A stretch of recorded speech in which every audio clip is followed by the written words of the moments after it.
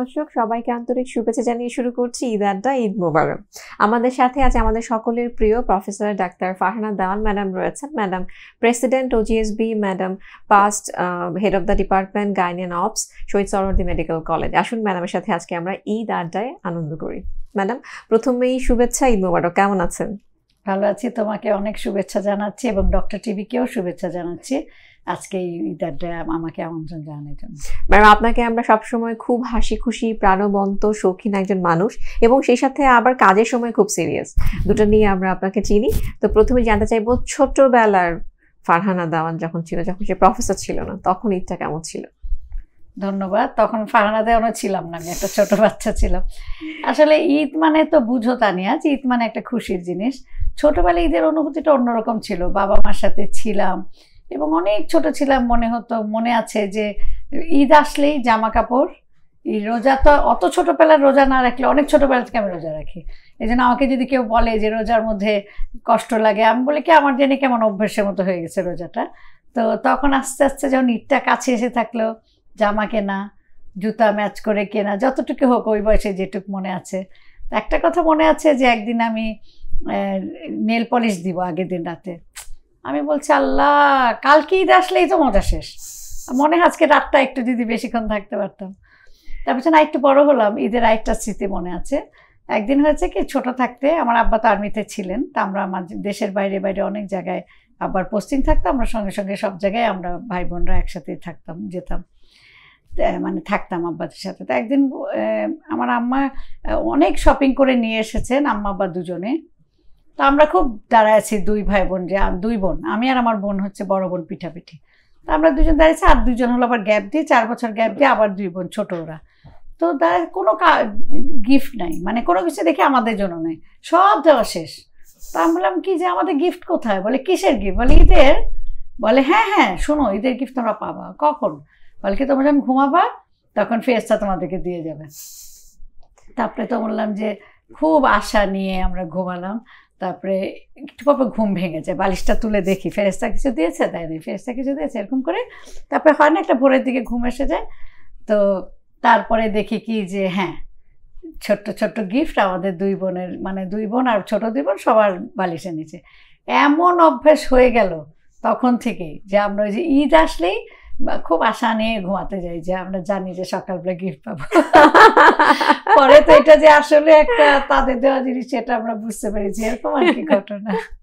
খুব মজা। তখন ম্যাডাম বন্ধুদের সঙ্গে খুব মজা করে করতেন, মেহেদি পড়তেন? ছোটবেলার মেহেদিটা মনে নাই, কিন্তু একটু বড় হওয়ার পর আমার মনে আছে যে মেহেদিটাও আরেকটা উৎসবের মতো ছিল। ঈদ আসা মানেই মেহেদি পরবো, তারপরে উৎসব করে, যেমন ধরো এখন তো অনেক সময় দেখা যায় অনেক দোকানগুলাতেও মলগুলাতেও ওরা একটা করে মেহেদিটা পরায়। তা আমরা সবসময় বাসায় পড়তাম, মানে ঈদ হলেই মেহেদিটা বাসায় হবে, ওকে লাগিয়ে দিবে, বোনরা আমাকে লাগাবে, আমি বোনদেরকে লাগাবো, এরকম করেই চলতো। তারপরে ম্যাডাম যখন মেডিকেল কলেজে গেলেন তখন ঈদগুলো কেমন ছিল?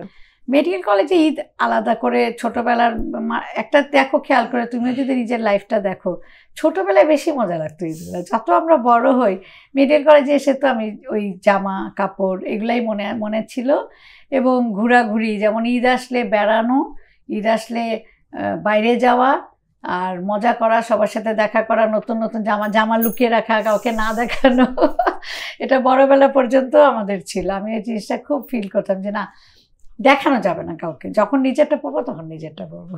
খুব সুন্দর। ম্যাডাম সবসময় খুব পরিপাটি, বিশেষ করে আপনার শাড়ির খুব প্রশংসা, সবাই আমরা দেখতে চাই যে আজকে ম্যাডাম কি শাড়ি পরে এসেছে। ম্যাডামের শাড়ির স্টোরি রয়েছে, ঈদের সাথে সম্পর্কিত এমন কোনো স্টোরি আছে?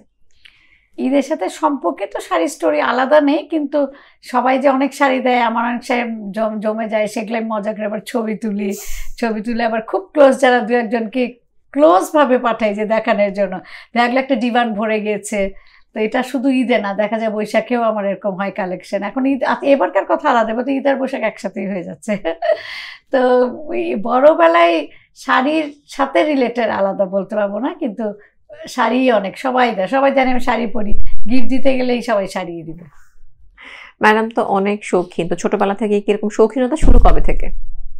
একদম ছোট থেকে, ছোটবেলার? একদম ছোট থেকে আমি এরকম ছিলাম না, আমার মনে আছে। তবে হ্যাঁ, একটা জিনিস, আমি সবসময় মেডিকেল কলেজে যখন ঢুকেছি তখন আমার আম্মা আমাকে বলছিলেন যে তোমরা, আমি বলছি কামিজ পরে ক্লাসে যাব, বলে কামিজ পরে ক্লাসে যাবা, মেডিকেলে আবার কেউ কামিজ পরে নাকি? হ্যাঁ, বিশ্বাস করে এই ডায়লগটা আম্মা দিয়েছে।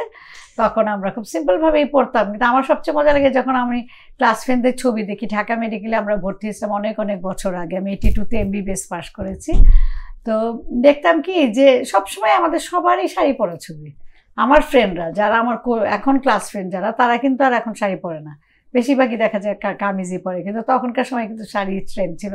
আমার আম্মা এই কথাটা বলছে, তারপর আমার কাছে মনে হতো হ্যাঁ তাই তো, কিভাবে আমি কামিজ পরে কলেজে যাব, অফিস তো বাদ। ম্যাডাম সেই থেকে শাড়ির প্রতি ভালোবাসা। ম্যাডাম গ্রামে কখনো ঈদ করেছেন? গ্রামের ঈদটা খুব মজার, দুই রকম অনুভূতি আছে। ছোটবেলা যখন আমার গ্রাম ছিল তখন আমাদের ধামরাই হচ্ছে আমার গ্রাম। তো ছোটবেলা আব্বা আম্মার সাথে যেতাম, ওইটা একটা মজা ছিল, মজার একটা স্মৃতি ছিল যে ঈদ করতে দেশে যাব, গ্রামে যাব, গেলেই তো ওভারনাইট থাকা, ওইটা একটা মজা। সবাই মিলে, চাচতো ভাই বোন সবাই, আমরা যারা ছোট ছোট ছিলাম সবাই একসাথে ঘুরে বেড়াতাম, পাড়া ঘুরে বেড়াতাম জামা পরে পরে। আর যখন একটু বড় হয়েছি তখন আমার শ্বশুরবাড়ির গ্রাম একটা আছে, সেইখানে আমরা নিয়মিত ঈদ পালন করি এবং ঈদের দিন বিকেলে যাই বা পরের দিন যাই। ওখানে একটা অন্যরকম মজা লাগে, সবাই গ্রামের মানুষরা আসে এসে বসে কথা বলে, দেখা হয়। এটা আমার মনে ঈদের একটা অন্য আনন্দ। সেটা কিন্তু আমার এই বয়সের জন্য এখন আমাদের নিয়মিত হয়ে গেছে এটা।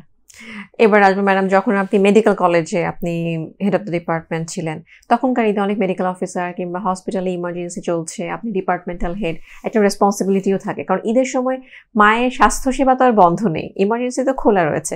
তো সেই ঈদ নিয়ে কিছু বলুন। ঈদ বলার আগে যেহেতু তুমি আমার দায়িত্ববোধের কথা বলেছো, আমি একটা জিনিস বলতে চাই। আমরা আসলে অনেক কিছু নিজেদের লাইফ থেকে শিখি, আবার অনেক কিছু আছে সেটাকে প্রয়োগ করার চেষ্টা করি, অতটা পারি না বলবো।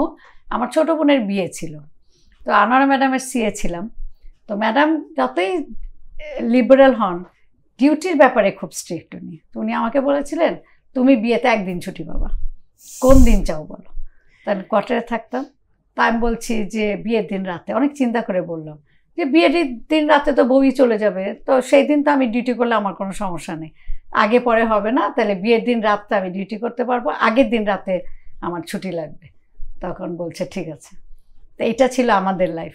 তা আমরা যখন আমাদের ডাক্তারদেরকে ডিউটি করাতে কাজ করেছি, আমি যখন ডিপার্টমেন্টাল হেড হয়েছি, শুধু হেড না, আমি যখন আরএস ছিলাম, এটা আমার একটা জীবনের একটা টার্নিং পয়েন্ট ছিল। সিলেটে আমি 3 বছর আরএসের কাজ করেছি। 1990-তে আমি FCPS করার পরে যখন আরএস হলাম, তখন আমি দেখলাম যে দায়িত্ববোধ কাকে বলে। কারণ আমার ফ্যামিলি ঢাকায় যাতায়াত করে, আমি যাতায়াত করি, করে করে কিন্তু 2 মাসের কথা বলে 3 মাসের কথা বলে 3 বছর কাটাতে হয়েছিল ওখানে। তো ওইভাবে ছিলাম। যেন আমার হাজব্যান্ড তো উনি হচ্ছেন নন মেডিকেল, উনি একজন বিজনেসম্যান। তখন বাচ্চারা একটু ছোট ছোটই ছিল, ওদেরকে নিয়ে আসে, উনি টেক কেয়ার করতেন, আমার শাশুড়ি টেক কেয়ার করতেন। তো যখন আমি আরও সিনিয়র হলাম, ঢাকা মেডিকেলে প্রফেসর হিসেবে কাজ করছি, সরওয়ার দিতে, তখন কিন্তু এই রস্টারগুলো আমি করতাম ডাক্তারদের। ঈদ মানে ঈদের একটা ইমার্জেন্সি রস্টার থাকবে, এই রস্টার সবাইকে পালন করতে হবে, এবং কেউ যদি কোনো কারণে কেউ যদি না পারে তাহলে আমি চলে আসবো, এরকম একটা অ্যাটিটিউড ছিল। এবং এরকম হয়েছেও যে ইমার্জেন্সির সময় আমাকে সেই ইমার্জেন্সি ম্যানেজ করতে, স্বাভাবিক ডাক্তাররা তো একটু কমই থাকবে ঈদের সময়।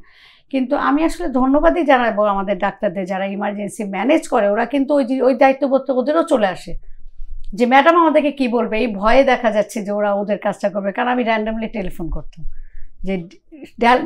করতাম, যার ডিউটি তাকে, অথবা টেলিফোন করতাম সিস্টারকে বা কারো কাছে, অফিসে ফোন করে বলতাম যে অমুকের ডিউটি আছে, ডাকো।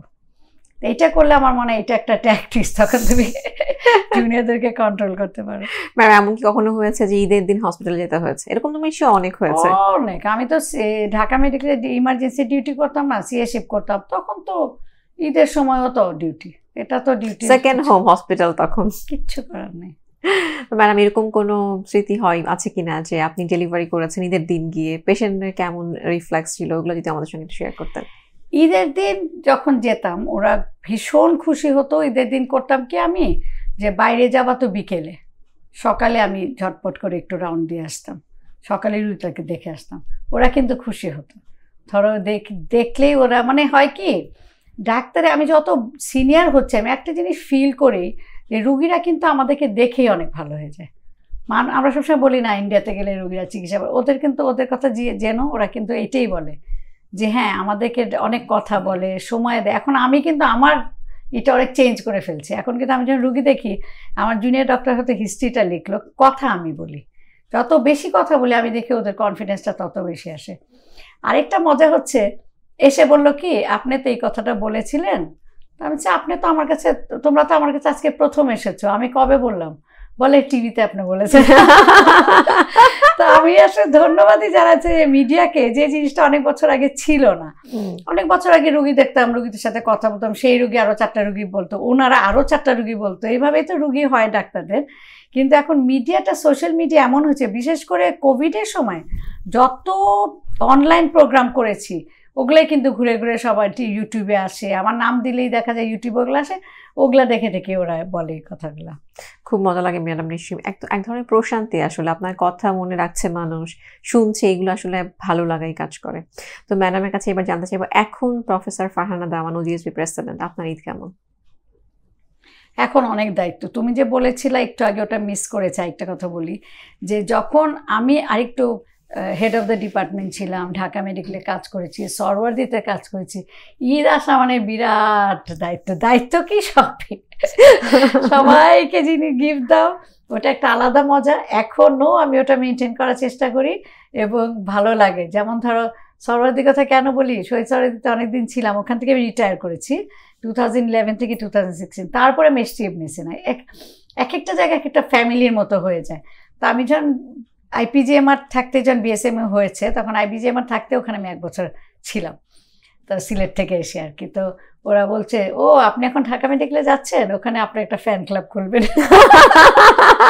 এরকম আর কি। তো আমার ওরকম হোয়াটসঅ্যাপে 2টা ফ্যান, মানে খুব ক্লোজ 2টা ফ্যান ক্লাব আছে, যারা আমার 2 রকম গ্রুপ, একদম বেশি ছোট আর যারা একটু বড়, কিন্তু এটা সব মিলাই আর কি। এখন দেখা যায় ওজিএসবি, এখন আবার অফিসের দায়িত্ব, অফিসের কিছু মানুষদেরকে কিন্তু এরকম আর কি, ওটা মজাই লাগে। ম্যাম আজকেও তো যেমন ওজিএসবির জন্য শপিং এ যাবেন, তো এখন কেমন লাগে যেটা করতে হবে, সবাইকে দিতে হবে? আপনি অনেক রান্না বান্না করেও খাওয়ান, সেই বিষয়গুলো একটু বলতেন। রান্না বান্না আমার একটা হবি, মানে ডাক্তারির পরে কিছু হবি আছে, তার মধ্যে রান্না বান্না একটা হবি। মানে মানুষকে এক সময় খুব বউ সাজাতাম, মেকআপ করে দেওয়া একটা হবি, সেলাই একটা হবি। এটা একটু বলতে চাই, আমি সবসময় সেলাই করতাম। এবং ছোট যখন ছিলাম, অনেক ছোট ছিলাম, আমরা অনেকগুলো ভাই বোন ছিলাম, তো 5 বোন 1 ভাই। তো বোনদের জামা সেলাই করা আম্মা সবসময়, আমার আম্মার সাথে আমি করতাম। তো আমি তো লেফট হ্যান্ডেড, তো আম্মা বলছে উলের সেলাই করার সময় আমাকে কিছু বলেনি, তখন আমি বা হাত দিয়ে করেছি। যখন মেশিন এসেছে, মানে হাত মেশিন চালাবো, আমার আম্মা বলে এখন কি করবো? আমি বলছি না কিছু করবো না, এখন তো আমি ডান হাত দিয়ে এটা আমাদের একদম নর্মাল এরকম একটা মেশিন ছিল। তো আম্মার সাথে সব জামা সেলাই করতাম, আম্মাকে হেল্প করতাম। আমরা 5 বোন 1 ভাই, মেয়েদের জামা বেশি সেলাই হতো।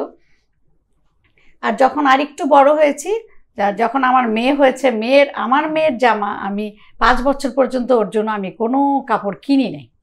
ঈদ আসা মানে 10টা 11টা করে ড্রেস আমি নিজে সেলাই করব, বানাবো। এটার মধ্যে একটা অন্যরকম মজা আছে। কারণ আমার এখানে এই বাসায় যখন আমি এসেছি, আমার শাশুড়ি একটা পা মেশিন ছিল, তো পা মেশিন তো আরও ইজি, হাত মেশিন আছে, পা মেশিন। এখন তো মেশিন লাগে না, এখন তো ওরা ওইসব কিছুই সিস্টেম নেই, এখন তো সব ইলেকট্রিক।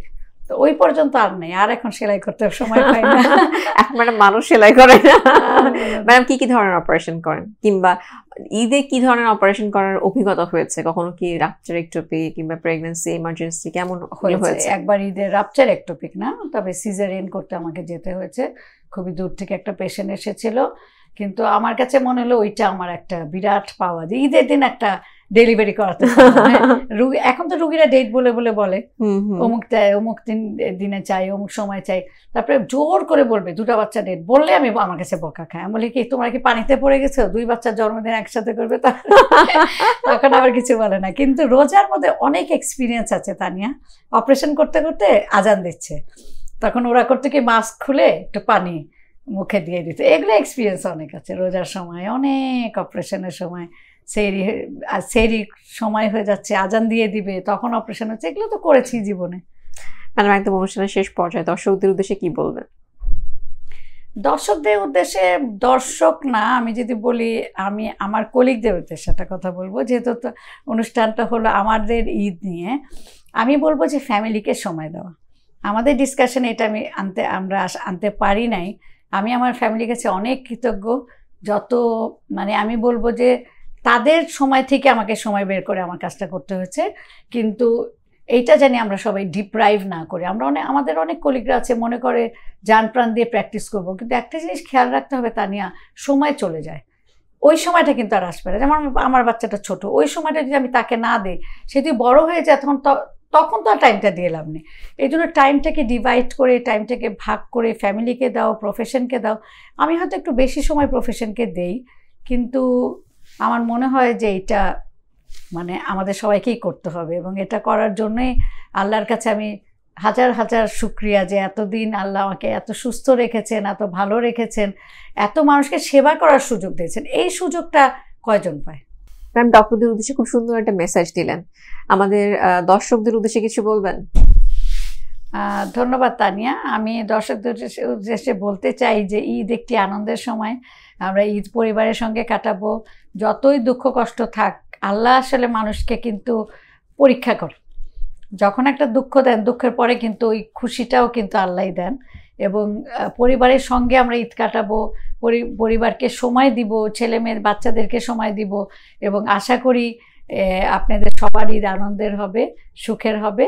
এই বলেই আমি শেষ করছি। সবাইকে ধন্যবাদ। ম্যাডামকে অনেক ধন্যবাদ, আবারও ঈদ মোবারক। আশা করছি আজকের অনুষ্ঠান দর্শকরা অবশ্যই উপভোগ করবেন। ধন্যবাদ ম্যাডাম। তোমাকেও অনেক ধন্যবাদ। শুধু দর্শক, আজ এই পর্যন্তই। আবারও ঈদ মোবারক। ঈদ কাটুক সকলের পরিবারের সাথে, আমাদের কর্মস্থলের কলিগদের সাথে, সকলের সাথে সুন্দরভাবে। ধন্যবাদ।